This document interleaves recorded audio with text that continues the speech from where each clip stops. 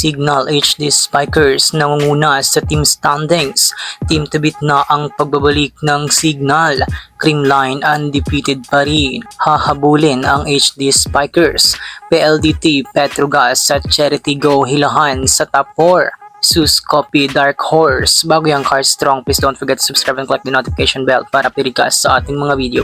After week 4 of the conference ay inilabas na nga ng PBL ang team standing as of December 8, 2024. Makikita nga sa team standing kung sinong teamang as of now ay wala pa ring talo. Nangunguna nga rito ang Signal HD Spiker with 4 wins and 0 loss record at may accumulated 12 points na. It means straight sets or 4 sets lang ang kanilang mga laban.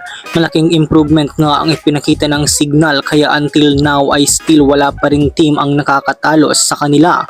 On the other hand, pumapangalawa nga ang Creamline Cool Smasher with 3-0 standing and 9 points. Maganda nga ang ipinakita ng Creamline, especially their consistency in every game.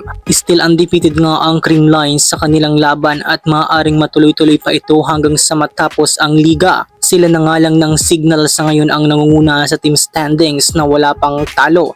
Well, maliban sa Creamline at Signal ay tuloy-tuloy pa rin ang pakikipaglaban ng tatlong naghihilahan para makapasok sa top 4. Although matagal pa naman matapos ang liga, subalit mas maganda pa rin pag nasa safe spot ka na sa top 4. Pasok nga rito ang PLDT High Speed Hitters na pinangunahan ni Santos at Davison. Malaking improvement nga din ang ipinamalas ng PLDT dahil sa kanilang eagerness na makapasok sa podium. These chances ay dapat nilang makuha upang mapanatili ang kanilang pwesto sa liga. Nasa pangatlong pwesto nga rito ang PLDT with 3-1 record. Nasa pang-apat naman ang Petrogas Angels at Charity Go na mayroong 3-1 record din. Actually sila nga ang tatlo ang tie at nagkakadeferensya lamang sa point system. Hilahan malala nga ang magaganap sa PLDT, Petrogas at Cherry dahil safe spot nga ang kanilang mga habol. Ngunit kung nakaka-excite na sila ay hindi rin magpapakabog ang Sus Copy Thunderbells na umangat ngayong sa standing. Kung dati nga ay lagi silang nasa ibaba ng standings,